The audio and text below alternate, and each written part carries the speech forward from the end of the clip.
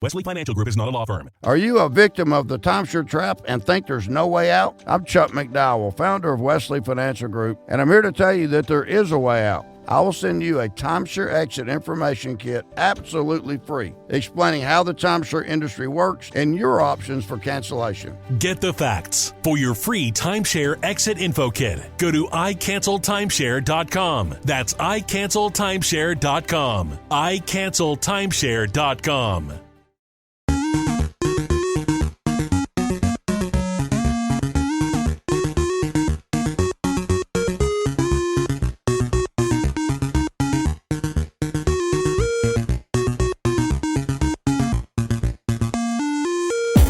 Hey guys, welcome back to another episode of Free Terrible Gamers. I'm your host Colin, here with Ashton.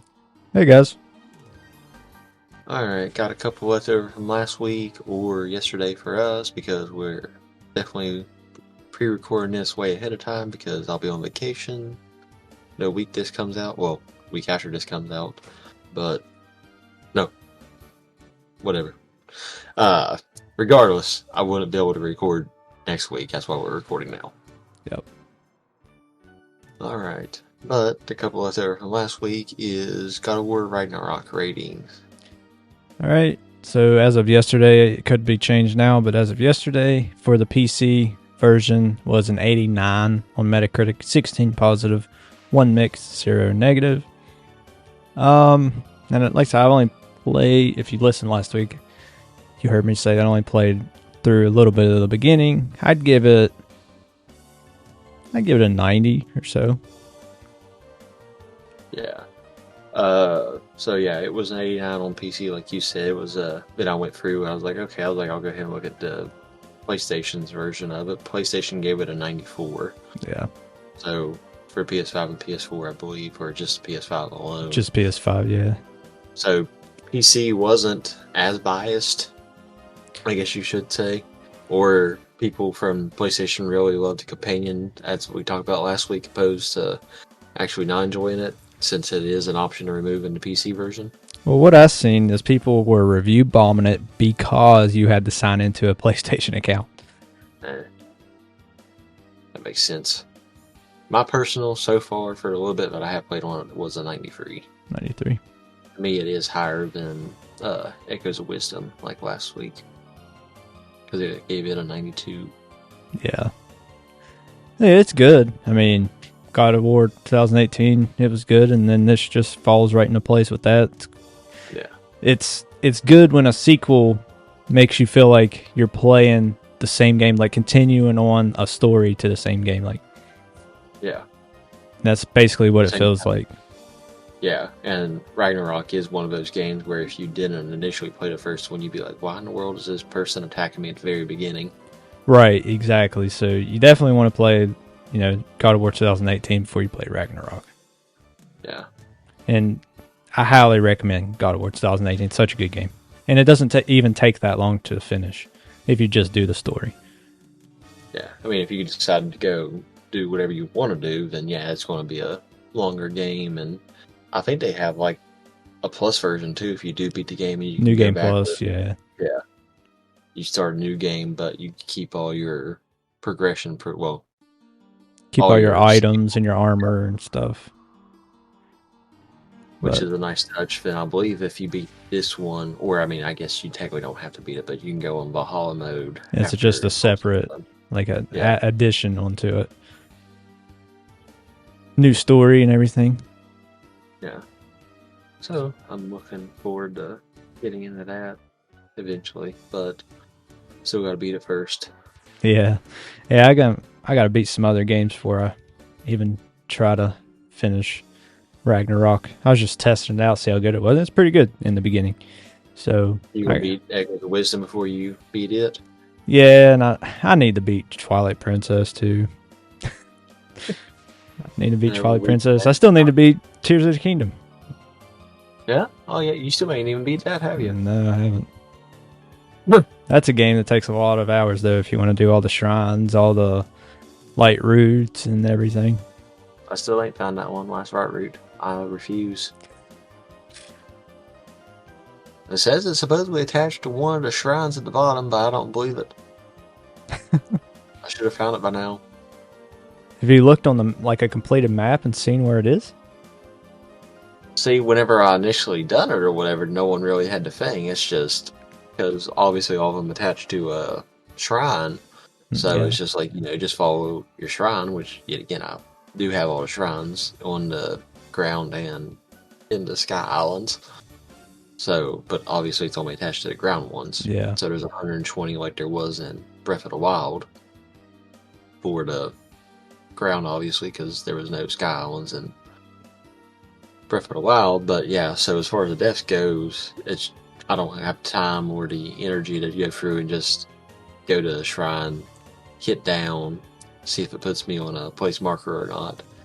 Because that's, like I said, by process of elimination, yeah, I can do my own map because I wouldn't even technically need somebody's. It was just sitting down and doing all that. Yeah, my thing was if you see somebody's completed map and look at yours, you could probably spot it pretty quick. Maybe. I don't know. I mean, yet again, I haven't looked at it since the game came out over a year ago. Yeah. Almost 2 years ago now. Yeah. Came out in 6 May. months away. Yeah. A year and a half. Roughly. Well, Yeah. I'm shy of it. Yeah. Alright. Off the beaten path a little bit on that one. Epic Mickey Rebrushed ratings. All right. So for the PS5 version, each version had its own rating, but the PS5 version was a 77 as of yesterday on Metacritic, 21 positive, 13 mixed, 0 negative. I played PC version, just a little bit of it, first couple of levels, and I played the original too. I think the original was a 73 for the Wii back in 2010, I believe. Yes. But It was. I played it, but it was good for back in the day. But the rebrushed definitely looks a lot better than the original, as you would expect. Yeah. And my personal, I'd give it an 80. Well, I disagree with you. Okay. Alright, so yeah, like Ashton said, it was a 77 on PlayStation. I didn't see the other ones been 73 on Wii, so we got an improvement there per, their actual thing. But my personal thing wanted as a 70. 70. Which I was never a fan of the original. Like, didn't interest me back in the day. My wife, on the other hand, she thinks it's probably higher than an 80. Which I think she's played more than what I have. I just played the first little bit, let the kids play for a little bit, then she wound up playing for, I think, almost 2 hours just on her thing, but that was one of the games she beat on the Wii, so, she already knew what she was doing. Well, her only complaint was playing on controller, because she was so used to the motion controls of the Wii. To me, that's a plus, is not having to fool with the motion controls. Yeah, which I told her, I was like, probably the best thing you can do is keyboard and mouse if that's I was like, you might not get the keyboard part down, but your motion control would definitely be more smooth with the mouse. Yeah. Yeah, but yet again, I've never really been a Disney fanatic. Yeah, it looks cool, and what? I believe you told me it was the same people that remade Battle for Bikini Bottom. Yeah. Purple Lamp. THQ Nordic. So I'm not a huge Disney fan, but I played it because Elizabeth is a huge Disney fan, so she played it when I was younger, so I played a little bit of it, but it's definitely a darker turn on Mickey Mouse, so it reminded me a lot like a Zelda game, definitely puzzle and, trying to figure different stuff out. Oh, yeah. So it's kind of like a Zelda Mickey game, is why. I'm going to say it's the best game out there, but it's not a bad game, and it's definitely not geared for kids because it's definitely, some of the puzzles are pretty tough if you don't know what you're doing. Oh, yeah. Yeah, mine were a little freaked out with the graphics. Like, what's going on here? Yeah. Definitely the older style Mickey Mouse. Yeah. Zachary liked it, though. I was playing through the first couple levels. He liked watching me play it. Yeah. Yeah, that's the fun part about it now. Yeah. Because we was that age when we started. Yeah, Zachary's been playing a lot of Mario Kart, and he'll watch me play 2K, so he'll go on like 2K23 or 24 on my Switch and play a Play Now game or something. So Yeah, definitely started out with more buttons than what we did. yeah, definitely. Maybe not the time we got the GameCube, but, well, he still has 2 more buttons in. Well, 1 more. If you don't count the D-pad. Yeah. Well, no. Xbox controller has a D-pad, so never mind. Yeah, so just 1 more button. Because obviously it was Z and R on the right side, and it was just L on the left side of a GameCube controller. Now, obviously, it's LT and LB. Yeah. So yeah, there's 1 extra button now. And the Switch, whatever. Same thing, just correlated to a Z. Yeah. ZL, ZR, Yeah. L and R. Yep. Alright. So we got a rumor, which, yet again, you guys may hear about this before this actually comes out, but I know it's technically not going to be an out-of-date topic. Possible Nintendo Switch 2 release window narrowed down. The Nintendo Switch 2 may launch in March or April 2025, following rumors and official announcements. The CEO of peripheral company Blade claims the new console is finished and boasts rumored features like magnetic Joy-Con controllers. Nintendo is said to be aiming for a global launch for the Switch 2 to avoid supply shortages like those seen with the PS5 and Xbox Series X and S. See, so it says, back in May, Nintendo president Shunataro Furukawa announced that the tentatively named Nintendo Switch 2 will be revealed at some point before the end of the current fiscal year, next March. Since then, Nintendo itself has remained tight-lipped about any further details about its new Switch successor console, with a further comment from Furukawa indicating that it likely won't be released until April 2025 at the earliest. Some gamers still believe that the Nintendo Switch system could hit stores as early as March 3rd, 2025, a date that would coincide with the 8th anniversary of the original Switch. So, according to the CEO at Blade, saying it could come out March or April, which kind of already knew that. Yeah. But it seems like it's more of a... We assumed it, but it seems like it's going to be a definite thing. But yet again, it was also, by the time we talk about their quarters and them releasing stuff for their fiscal years, that was given too. Right. It's just getting more... Obviously, it's getting closer to the date, and it becomes more relevant as each day passes. Especially now that we're out of the direct window for September. I got 2 days left. But No, they won't do it. yeah, I was just saying, they usually do it on like a Tuesday or a Thursday. They don't do it on a Monday. Yeah. Because that would be their last day they would have to do it. And they're not going to post the thing on Sunday and be like, hey, yeah! By the way. Here's the 30th. Yeah. If they do anything, it'll be around Thanksgiving. For it. For holiday. Yep. Get your pre-orders in on holiday. I mean, could be at this point. They'll just keep the current Switch going through holiday, let it get one last big holiday sale, and then announce the Switch 2 in their February direct and then release it in March or April. Well, here's a little bonus topic. They're doing... I think they do plan on doing that too, to an extent, because they just made a Switch OLED Lite, basically. Oh, did they? Yeah. As I've seen, like, fans made their own OLED screen for it, like a mod, but I didn't know Nintendo made their own.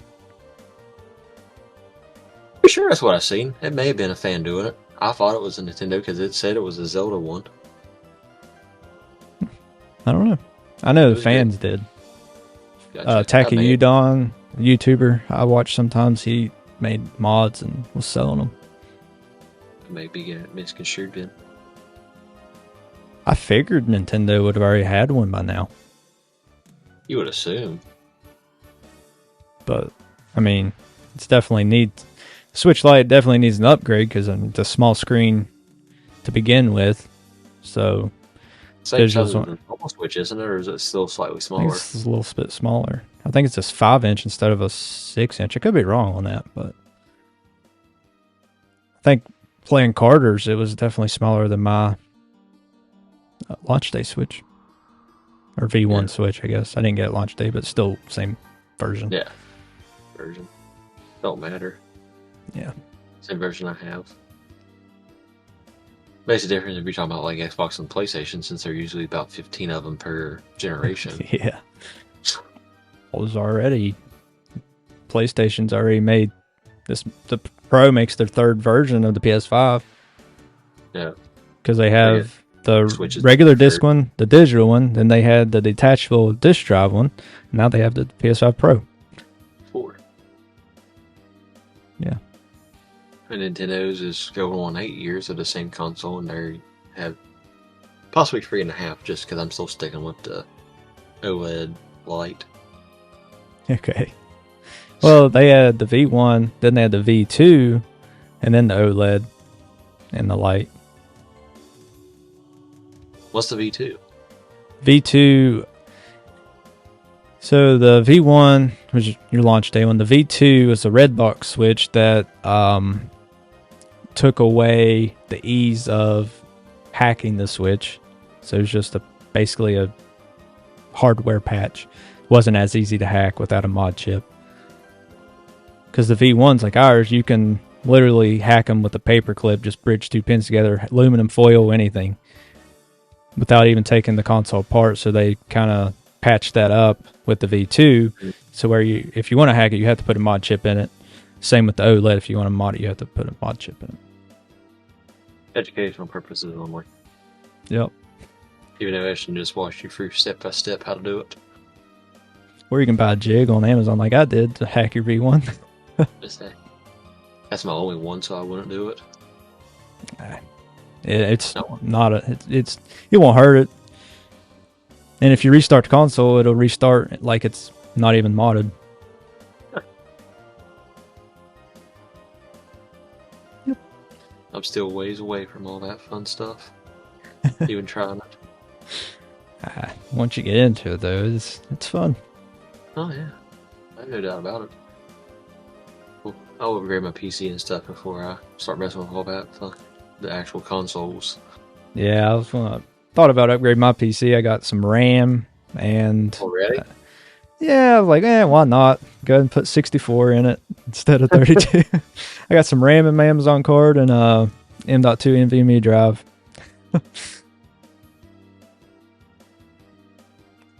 Future-proof it even more. Yeah. You don't have to worry about any game slowing it down then. No.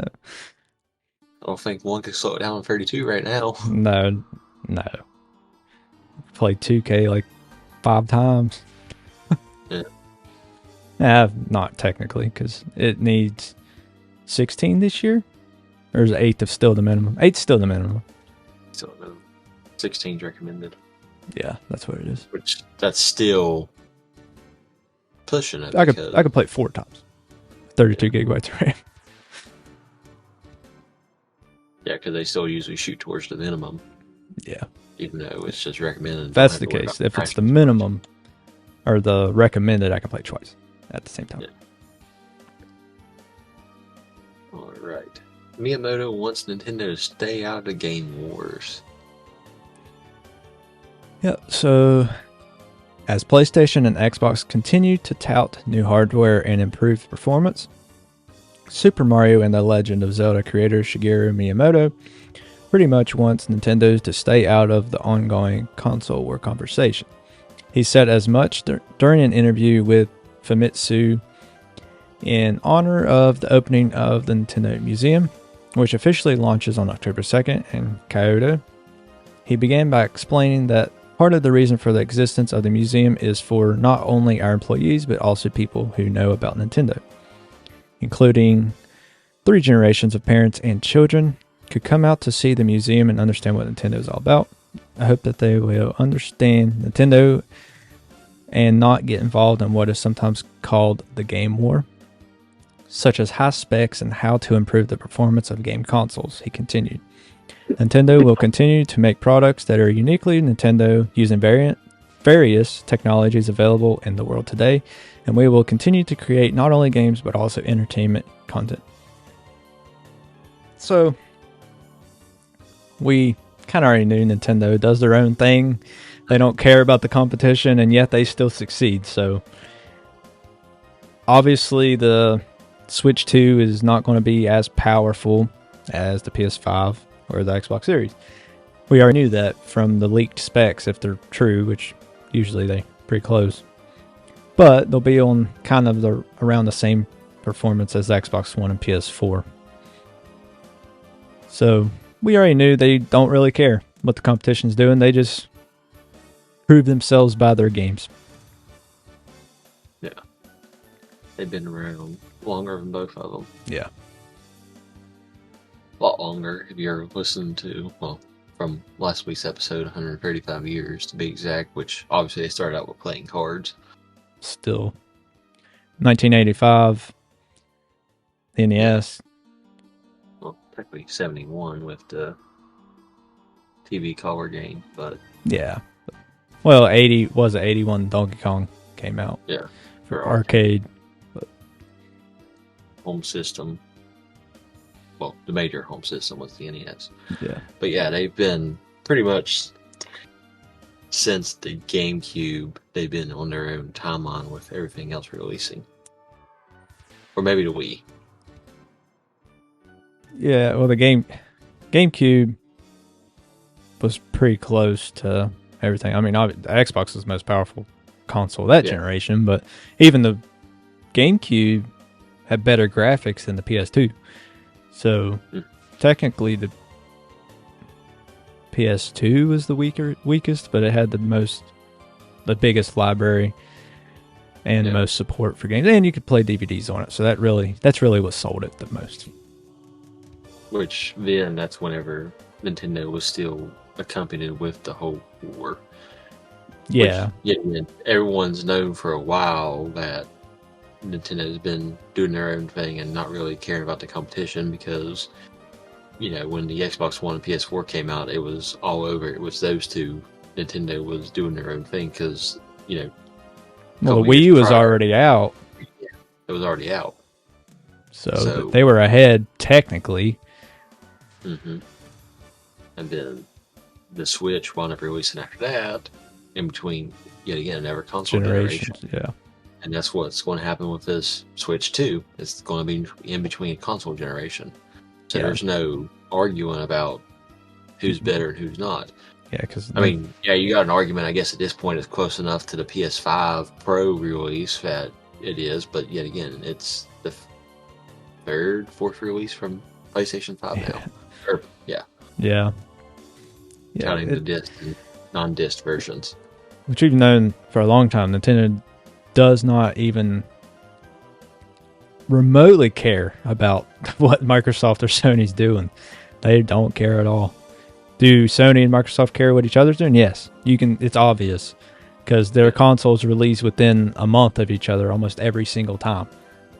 Or at the same time. Or at the exact same time. Yeah, it's just you can definitely tell that they're watching each other very closely. And it's usually holiday of whatever they decide is going to be the year they release their console. Yeah, while Nintendo, once again, they don't schedule it to release for holiday. They just do their own thing, release it in spring. Yeah. They don't care. They're going to they're going to sell. They're going to sell because you don't get family friendly like Nintendo. Nope. I'll buy one. I know I will. Yeah. Definitely will. There ain't no arguing. Especially since the PS5 Pros, the 30th anniversary edition's already sold out. I've seen that. I was going to get that controller. Gave people orders back. Mm-hmm. Which it does release in November, so maybe they'll get some more stock in, but I know it's a limited edition, so. I think I seen 12,500 is the only thing they're doing with it. Oh, if that's the case, yeah, we're not getting one. Unless you're paying quadruple on eBay. Yeah, which I won't. It's not worth it. I'll get the sterling silver PS5 controller. It's close enough. Yeah, it's just well, it would be quadruple too, but at least it'd be a couple hundred instead of thousands. Yeah. Sterling silver is just shiny instead of matte gray. Oh, you're talking about a whole different controller. Yeah. Gotcha. So I said it looks close enough. Just can get out with a little paintbrush and just do the little colorful PlayStation. Just put some little bit of sandpaper, low grit, scratch it up a little bit so it's not as shiny. Looks the thing. Yeah. We'll test out how good your controllers really are. That's right. I will say, PS5 DualSense controller, it's nice because if you use, even on PC, because I don't have a PS5, but if you use it on PlayStation games on PC, like Ragnarok or Spider-Man or anything, the triggers, the adaptive triggers, it's pretty cool. And just the rumble, you can, I don't know, it's just like, even like in Ragnarok, when you throw your axe, when it's spinning through the air, like it pulses, like it's spinning through the air, like it's really cool. You can feel it. Yeah, that's weird. It is. It's nice though. It's really cool. The attention to detail by Sony. I don't know. I play that game keyboard and mouse, so yeah, I prefer that way. Like I said, just able to turn it so much easier. I just, it's something about it. If I can play keyboard and mouse, I'll play keyboard and mouse. Unless it's X-Defiant. Yeah. I think we got time for one or two more. Yeah. Yoshi's Island is officially a Yoshi game, not a Mario game. Yep. So, one exhibition room has space dedicated to specific franchises in the museum, separated into individual categories. The Mario franchise display was by far the largest, encompassing not just the plumber's solo adventures, but also the various spin-offs like kart racers and sports games. But he also noticed that Yoshi's Island is not actually in the Mario display, and is rather included in a separate Yoshi franchise display. So there you have it. According to Nintendo's official categorization, it's kind of hard to say, in a space dedicated to careful cultivation of its own history, Yoshi's Island is not a Mario game. If you had... Oh, I'm not going to read. That's kind of stupid. Let's see. It says... So it's very possible Nintendo would recategorize or just include Yoshi's Island in both franchises as space allows. So it makes sense for it to be a Yoshi game because you don't actually play as Mario. Mario's riding on his back. Mm-hmm. But yeah, it makes sense to be a Yoshi game. And just the way the graphics are and everything, it lines up with the, you know, newer Yoshi games, like how they play, how the graphics are and everything. Like Crafted World and everything. You can tell. People assumed for the longest time, though, since Mario was in it and it was a 2D platformer, that it was a Mario game. It was a Mario game, even though, you know, he was just involved with it. And technically, Yoshi's Island for the NES, it was Super Mario World 2. So yeah, but that would be the same as assuming that Donkey Kong is a Mario game at the same time. Because Mario's in it. Because Mario's in it. Or Jumpman's in it, but still. Yeah, Mario's dad's in it. So it's just to be assumed that that is what it is. But I guess for all the skeptics that's been thinking about it since '94 are now shown that it is a completely different series in itself. Which, yet again, they've never released the same time as a Mario game. It's always been, you know, a couple years after a Mario game has released. But you get a Yoshi's Island game. Yeah. I believe they're all called Yoshi Island, like hardly ever is it like a Mario name in it. Yeah, I think there's only 2 Yoshi's Island games. There's Yoshi's Island and Yoshi's New Island. But the other ones are like Yoshi's Crafted World, Woolly World, and stuff like that. But But you just want to tell me there was 2 Yoshi Island game. I was like, no, there's a little bit more than that. But No, you meant the original too. yeah. And then I guess technically there's, was it Super Mario Advance 3 is Yoshi's Island on the Game Boy Advance. That would be the only one that is a technical Mario title name. Yeah. But you still take the Advance with a grain of salt because they completely remastered, Super Mario World. Yeah, because it was And Super Mario Mario Advance Advance 2. Super Mario World. And Super Mario Advance Oh, 1 no. was Super Mario Bros. 2, the American one. That was Doki Doki Panic reskinned. Wasn't one of them Mario Free?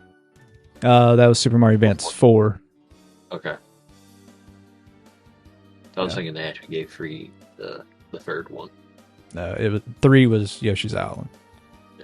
So that was just all remakes anyways, and that's just what they named them. Yeah. So yeah, and that's still very arguable on the Yoshi's Island thing in itself. So the only ones that are actually in order, actually released was Super Mario World and Yoshi's Island. Other than that, you had Super Mario Bros. Super Mario Bros. 2 as Super Mario Advance 1, and Super Mario Bros. 3 as Super Mario Advance 4. So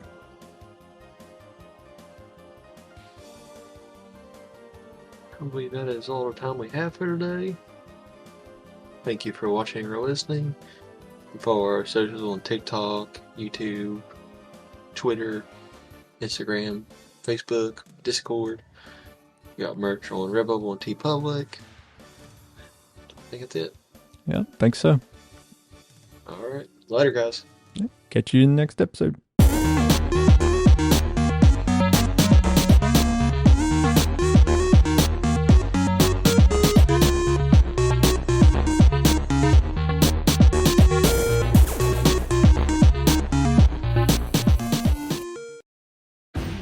At your job, do you ever have to deal with a nose roller?